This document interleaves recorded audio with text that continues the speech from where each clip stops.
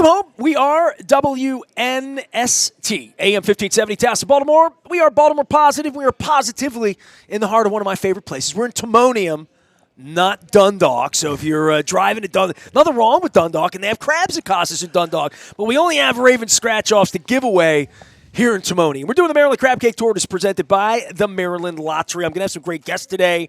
We're getting through the bye week thing and the Ravens and getting into 2 games in 4 days. Luke's in Owings Mills, but I'm here with Raven scratch-offs that are far luckier than the football has been on the field. It has been, dude, I feel like it's been like a year and a half since I've had you on the show.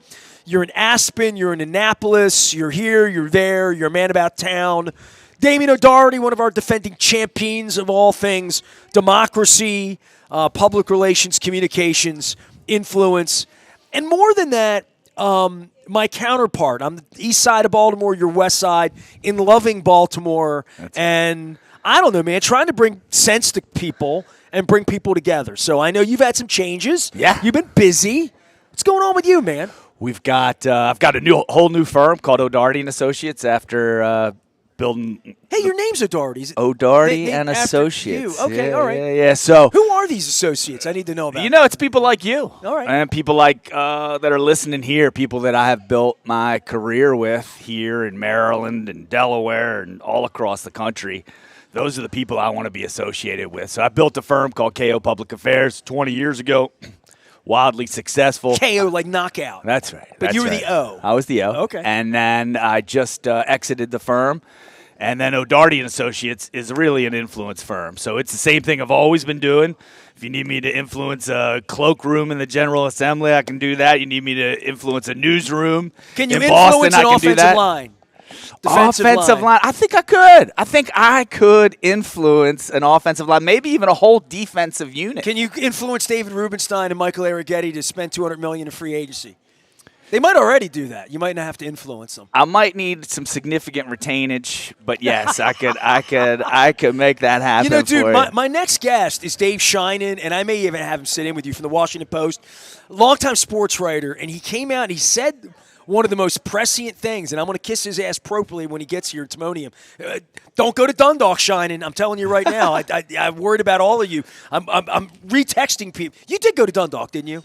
Because when you say Costas, it means Dundalk. Oh, I went to Dundalk. You're for an old sure. Venetoulis guy. I smelled it. I walked in there. I was relieved to be there. And you're like, "Where's Nestor?" That's right. And He's in Timonium, dude. And I made it in like 16 minutes. I mean, it's pretty fast to go from Dundalk to Timonium. Especially with people driving the north side of the Beltway That's lately. right. You know. That's right. So, but I was going to say, in regard to you and me and what you used to do, and you coming out, like seeing the future. And Sheinin, a year and a half ago, sat over at Coco's with me, and the Orioles were on top of the world, first place, right? The Ravens were just coming off the AFC Championship game loss to the Chiefs, right? But they were the best team the year before, and there was a reason to believe, like, we're going to knock on the door. So last July, it was a year and 4 months ago, I said, we're going to win the Super Bowl, and we're going to win the World Series. And Rasig's like, yeah, in his Oriole hat. And Sheinin, I'm like, who's going to win it first, the Orioles or the Ravens? And he said, just what a journalist would say, neither. It's really hard to do. Yeah. You know, it's really hard to do. And now as we sit here with no baseball, bad season, football teetering, I got to get back to fixing democracy, which is why I bring you here. Well, that's good. But can I give you a little promising story? So I starting the new firm. You know, you get a little nervous, of course. Last time I started a firm, the Great Recession happened, so I'm ready for anything. But I went to the home opener of course where they won against the Browns. And I just got to tell you, like, win or lose for me, being there that day, they were celebrating Governor Glendenning's anniversary of bringing the team here. They celebrated 75 Colts that day. They celebrated 75 Colts that day, that whole weekend. It was an amazing time. I saw Burt Jones. And it was a good day. I just felt, when I told people, when I came home, it was like the greatest homecoming. Like when I walked into Nick Manis's tent out front of the Ray Lewis statue, everybody was just the kindest. Then you're walking through the halls, everybody's hugging you. The Ravens are important in this community. There's no Why do you think I hold them so accountable? I felt because that's they're fair. important. That's fair, dude. I felt like Mark I Teixeira coming home to the Orioles when they come and took my football team. Yeah, me too. And I remember the 12 years of begging to get a stadium built so some billionaire could come along. Yeah, you and, really and have did a team. You really did. I've been on the radio. I spent the first 5 years of my career thinking we would never ever have a football team here. Yeah. I mean, I didn't ever really believe. Then it you was had never Len happening. Bias happen 2 years later. For That was me, in 86. Yeah, so 84 then 86, right? Right. And so for me, I think we're almost the same age, I right? think for both of us, those are formative things that made us think like these civic institutions are incredibly important. Well, that's why we built Camden Yards. Yards. Exactly. I mean, Camden Yards, and I've said this for 33 years on the radio, it's our gateway arch, right? That's right. It's what And when better. Paul Tagliabue said, go build a museum, we're like, F you, we're going to have a sports franchise because we think, no offense to museums, we already had the aquarium, we already had the science center, we already have the Walters, BMA, we got all these great things. But, like, having a football team completed, I don't want to go all Jerry Maguire in a week when I'm hoping to have Cameron Crowe on the show. Oh, wow. But, like, having the Ravens completed my life, right? It completed my soul. Yes. So to see it what it is right now bothers me. That's all. So and I think anybody that knows me should know that, right? Literally, right? Well, if you want to start a new company, I still recommend you go to the Ravens game because you'll never see, even amidst the losing, you're going to see the best fan base in the world, and we're all looking out for each Nobody is a other. bigger Ravens fan than get it. I. I No get one's it. but I'm a fan of the Ravens because of what you're talking about, which is bringing Baltimore together. That's right. Okay. Pure Pure that's, alignment. That's at the heart of it. That's right. And but that is also, you know, You agree with the owner going into the locker room and saying, if you're not ready to fight for this logo, did that all happen? Is that all truth, or is that? I don't know. I heard that he went into the locker room and talked about restarting the whole team. Is that? I don't know. Maybe my news feed is off. Well, I don't know AI. So for you with starting something new, and I mean, because I've been doing this and I've had to restart it, and you've been a part of my life for 2 decades where you've seen me go from AM radio station to social media, you and I adopting these things as old guys. Where the AI thing. The original influencer. Oh, is what stop. It really, if you talk to like Gary Vee or you talk to the people that invented influencership, they'll tell you this guy invented it. And he's a content machine, a content master. Content machine kind of is not saying enough. You're the art of content, and you're the science of content, and all of these trends that people are now living with, whether it's podcasts or algorithmic data about your performance on the show or what have you. Man, you did that first. You did that first. Now let me tell you the best thing about AI, and this is important for folks that I work with. How do you leverage AI to get some resonance in the media time? Guess Most what people the are answer thinking is? it's a toy right now. It's like It's a true. fun toy, right? It's true, but I encourage you, if you go on ChatGPT or Perplexity, search yourself up, and then search yourself up the way you would like to be seen. Declare it on your channels, on your stations. Go out there and do it. And prove it to the world. The It is AI will back amazing you up. how well thought of I am in the AI space. It is. Well, like here- literally here's because of the work I've done and how much work there's how been. much content there is for them to search. Yeah, so when They've got 30 years of content, 40 years of content of you to search. Way back to the Baltimore Sun, you interviewed you and David Bowie. LLMs have that. So they know. what's an LLM? It's a large language model like ChatGPT or Perplexity See, I or knew I'd learn Anthropic, stuff. Whenever I it's a bring Claude. O'Doherty around here, you're always cutting edge, Dane. But here's the cool thing. Here's the Okay. cool thing. So you think AI, super cutting edge, what kind of like technology do I need to stay resonant in the AI era for my business? Guess what the answer is? Those AI models are reading all of the news that you created, that I was a part of, from Bobber. and it's also analyzing whether it's bullshit or not. That's true. That's true. Like, and literally. it ranks, the Baltimore Banner, the Baltimore Sun. WNST is ranked right up there, like because you've been in the market for so long doing all this and you're such a credible voice. I don't think people understand that these models, WNST sounds like a radio station, but that's still the frontier of AI. Baltimore Banner, local news. Those AI algorithms value that brand, right? So they're going to rank that high when you're up there. So all these tools, your own newsletter, writing about yourself aspirationally and proving to people how you're being that person, that's going to connect. So all this mosaic of media that's in print and on If audio. everything you're saying is true, I should be really successful at some point. I think you already are successful. Well, I would just say for AI, it's when I bring it up with old white folks, they're frightened. Yeah. I mean, there's a frightening part of what does it know, what doesn't it know, what does it know about me? And I really feel like this is where the post-Trump world, wherever it's going to be, if the Russians don't completely hack it all up, truth is going to be the ultimate piece of collateral that you'll want. Truth will be worth money. Truth will have value. That's right. Truth will have more value than anything. And I feel like that's my strength all these years in, is that, and I say this to John Harbaugh this week, I'd say this to you, I don't lie to people. I don't, I got an open mic here 35 years.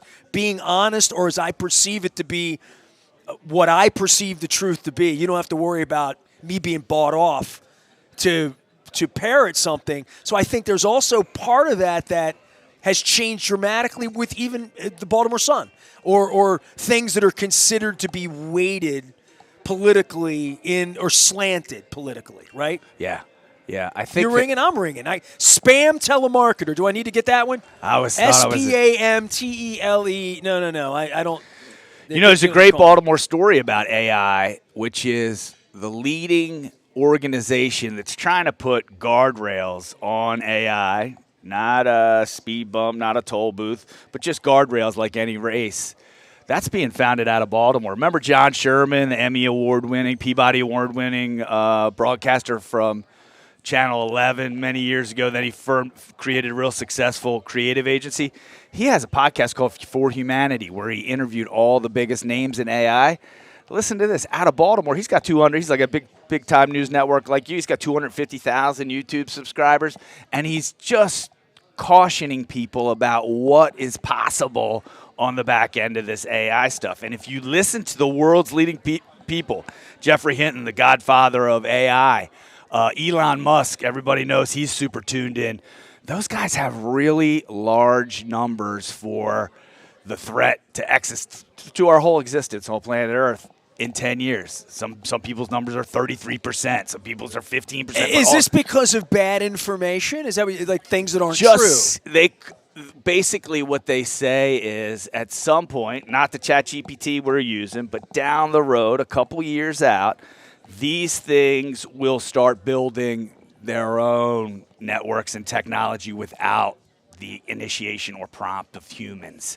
And once this it is like gets a movie, to that, yeah, right? it's a few. Yeah, there's a few. What do I say? The movie always goes sideways the minute you stop listening to the scientists, right?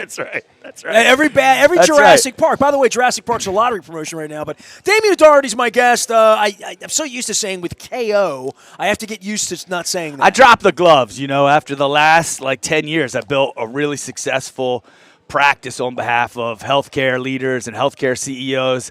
The boxing gloves don't work in the hospital. They don't work with patients. And so if you're trying to deliver for hospitals and you're trying to deliver for our healthcare network, and let me tell you why.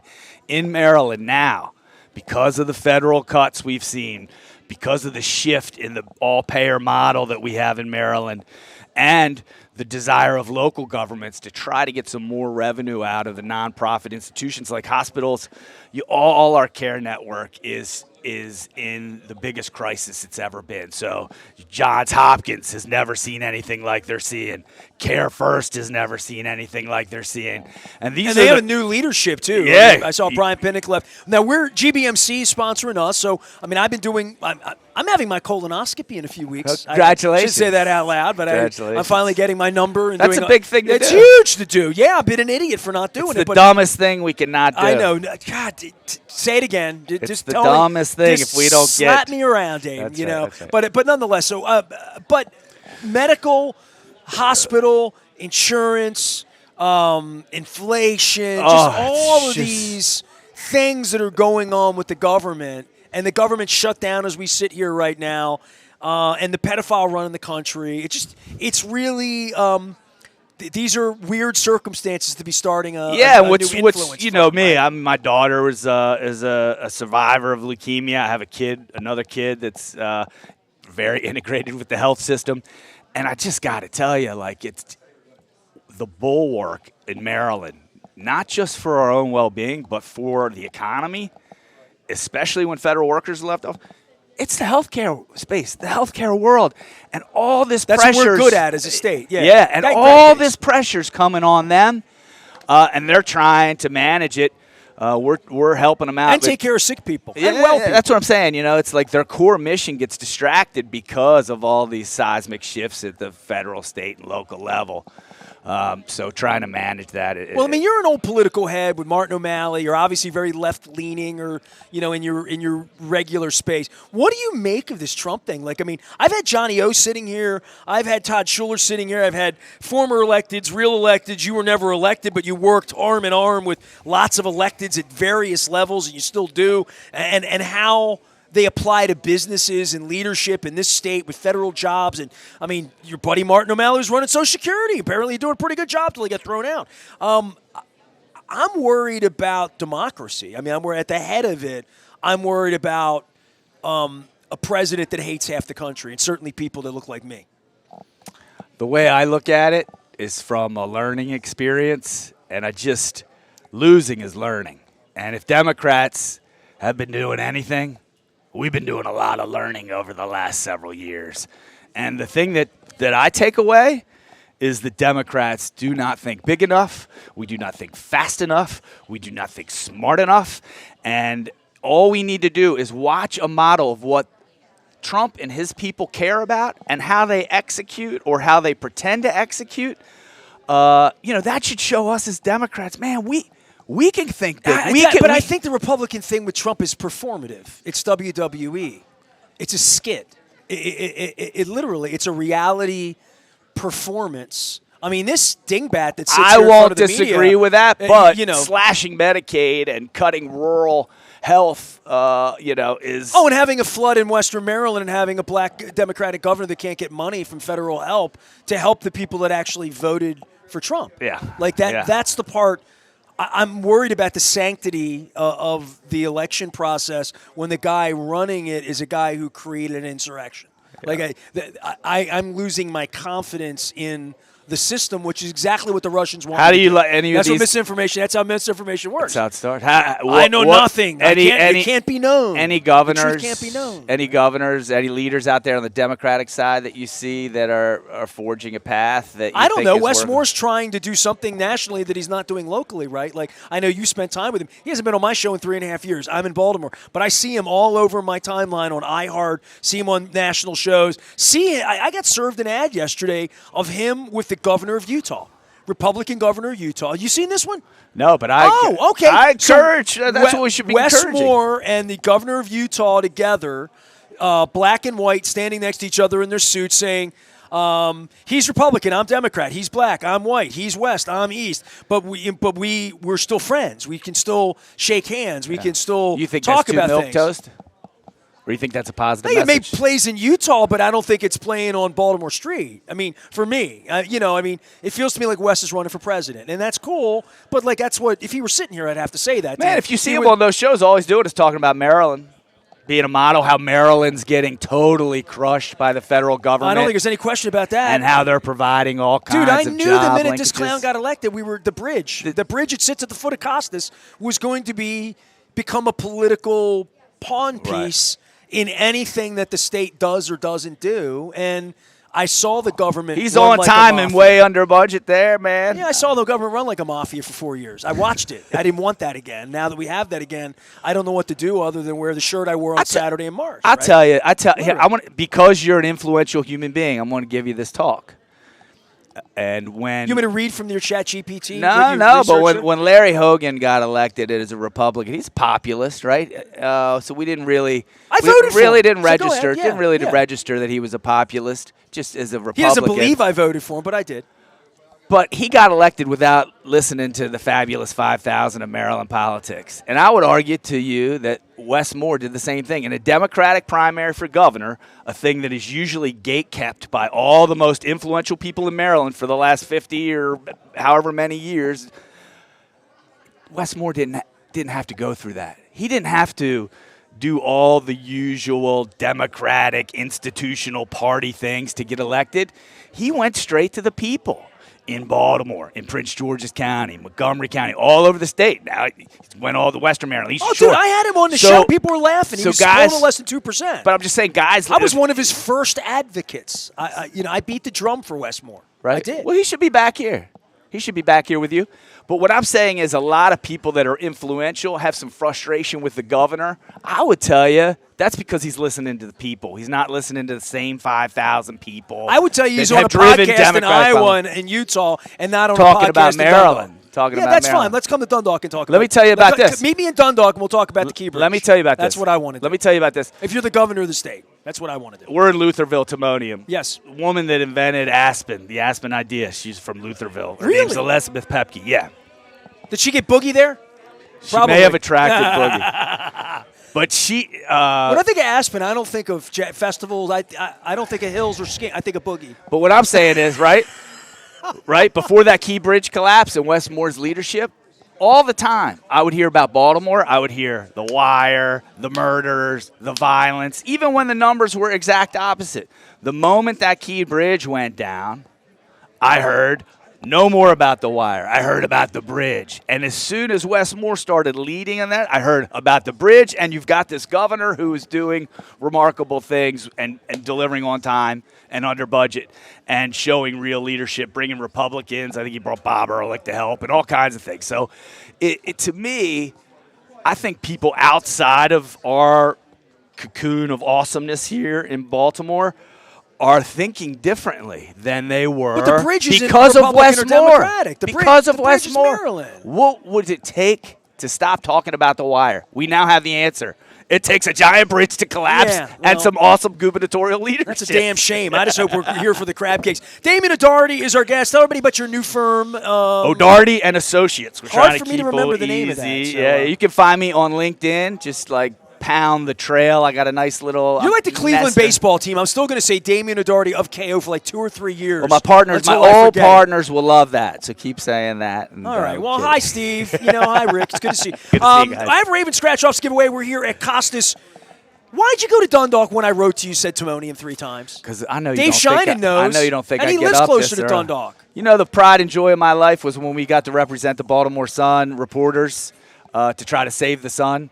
We got to work on behalf of the Washington Post reporters because that's the same news guild. Listen, when I was 17 years that's the best old, connection I got. When I was 17 years old, January the 6th, 1986, to give you a little perspective, right? This is right before the Challenger blew up about a week later, right? Right before the Bears won a Super Bowl with the Super Bowl shuffle. So it's the first day I started at the Baltimore Sun. I was 17 years old. I just turned 17. Turned 17 in October. And Jack Gibbons handed me a little blue book. It was about this big, and it was stapled, and it was the Baltimore Washington Newspaper Guild Union. And I like, man, I got 2 weeks of vacation when I get 3 years. I mean, I was like a union guy, right? Yeah. But my parents had to sign a permission slip for me to join the union because they couldn't have a 17-year-old in the guild without parents signing up. So when I was 19, we went on strike. So I had my first... Wow. My picket line, Proud. Oh my God! Me and Mike Litwin, Cowherd, we all were out there walking. Look for the. Let me try to think of the. What did we yell? We had like a da da da da. You suck. It was like a whatever it was. It was Litwin's in Colorado. Do you remember at the Baltimore Sun there was an old guy that would come every day at lunchtime and hold a sign and said "Sun lies." And he would just walk around the front. He had a thing that said Sun lies, and every day at lunchtime, he would walk in front of the Sun building. People would honk their horn coming up Calvert Street right in front of the building. That dude was there every day of my. So the Baltimore Washington Newspaper Guild is very close to mine. So you're union? You're union? Yeah. So Dave Sheinin and I were part of the same cool, union. man. That's cool, yeah. Isn't it the coolest thing to be associated with? So the union captain, the strike captains, we had strike captains back then. To show you that I really was on strike. I went to them and they're like, well, you got to do 4 hours of strike duty to get your $1.25 an hour strike pay, or whatever the fund we put together to fight Times Mirror. It might have been A.S. Able, it might have been Times Mirror. I don't know. It was one or the other. It might have been. I think it was A.S. Able then, right? The devil. So late '80s here we're talking about. News Americans in disarray. Nobody's making any money. Nobody's buying classified ads, any of that stuff. But I said to the dude, I'm like, so what do we have to do? He's like, well, you have to put your 16 hours in of strike picket work. I went down and I did one entire day, and I went to Ocean City until the strike ended. Carol, I love you. I met my friend Carol Mason at the beach that summer. She's on my Facebook They have page. Rafael Alvarez covering the beach beat that time or no? It was about a summer after that. I applied for that job, right? Yeah. Oh, my God. I had somebody on my show that had that gig, that got the Ocean City summer Baltimore Sun gig. Yeah. Oh, my God, that was Can you a jam. imagine? I mean, That's what a newsroom used to be about. We're You getting think back I wanted though. to cover hockey? I mean, I would have rather been at the beach. My big lesson for today: AI counts on legacy media, reporters, newsletters. It may be ripping them all off, but at least they're Dude. ripping off great union reporters, great union journalists. You know what? That's our only hope. So Damian O'Doherty has been in the influence business and is a bit of a lobbyist and a bit of a political head. So I put this crazy thing up that I've had 1.1 million views on my Facebook page in the last 28 days. That feels like a lot. It is. Million views It in is. 28 days, right? That's just on my Facebook. We It's would nothing all radio die on it. for that. So Damian immediately goes to ChatGPT and puts me in and puts all of this. So this was the interpretation. I'm using this post to reframe my local influence story. For years, I was told that no one listens to my show. Now I have measurable reach, and apparently everyone hears. It's part vindication, part pitch. I'm looking for a local business partner to monetize every day of my freaking life or scale this digital reach. This tone is classic Nestor, provocative. I like that. Okay. Self-aware and metrics forward. So Nestor's reach is up, his confidence is back, and he's positioning Baltimore Positive as a measurable local influence platform. Sounds like I'm in an OTB. Yeah. Sounds like But I'm making it rain up in to here. cover your back, you got to do what Cal Bowman does, and you said, "What are my 5 blind spots on this?" And Cal Bowman says, you suck. And no one listens to you. These numbers are fake. There's no clear funnel from the reach to revenue. So thank you, Cal. So it can give you both sides of the story. You got your last damn Pearl Jam poster from me, Bowman. That's it. But if you want the real story, go to the Washington He called it Post or the Baltimore collaborative. Data. I like that. Collaborative. I like that. Well, you're collaborating. Thank you so it's always much, good to see Nestor. you, man. Great to see you. Appreciate Congratulations. you. Damian O'Doherty looking The out for me on original AI. influencer right here. Yeah, no The one listens. content Everyone artist. hears. I'm doing a Maryland Crab Cake tour. I've already had a crab cake, which is really unusual. I have a few people, like the fellow that runs at GBC, Mark Anthony Thomas. He's shellfish intolerant. Calvin Ball, shellfish intolerant. Interesting. Odette Ramos, vegan. Makes sense. So these people, they bulk up. Jamie Raskin, shellfish intolerant. Interesting. So they when I say crab cake tour, you don't have to have. We get a chicken sandwich here. I get you a burger. I get you a salad. I get you Greek salad here if you want. We're at Costas, but I did have a crab cake. You witnessed it. I don't always eat a crab cake on the crab cake tour. Matter of fact, for Shining, I'm going to tell me she get the crab imperial because it's better than the crab cake. I usually get hard crabs. That's fact. I usually get steamed crabs at Costas. So Have you ever had the crab imperial? No, but I just had the crab cake. It was phenomenal. Crab imperial's the secret. I also get the fried shrimp here; they're phenomenal, and the cream spinach. So what you really want to do is get the oysters Rockefeller with the spinach on it, and you want to get the mushroom caps. If you get the mushroom caps, you get the crab imperial on top. You got them both. All right. Beautiful. That's my influence at Costas. Beautiful. We're out here at Timonium. We're going to be next week doing the Maryland Crab Cake Tour, which might be like a Crab Benedict kind of thing for breakfast. We're going to be at State Fair. Where Damian, that's in your side of the woods, 21228, right? That's right. Born and raised there, right next to Paradise, right? That's right. We're going to be over at State Fair next Tuesday. Got great guests for that. Also, Coco's on the 5th in Lauraville, and the 7th, we're back at Pizza John's in Essex, and everybody Shining wanted to, I want to go to Essex and get pizza, so cheesesteaks. So I'm trying to get everybody. Wendy Bronfine from Curio, I got her over to Pizza John's. She says she's been back 3 times since I had her there because her kids are demanding the pizza from Pizza John's now. Dude, I'm telling you, everybody now is searching where to eat, I'm what not to even do. from Essex. I'm from Dundalk. They're doing it on Dundalk guys don't like Essex generally, but I like instead of Pizza going John's. to Google, people are going to the LLMs, right? They're going to ChatGPT, Perplexity, Claude, whatever.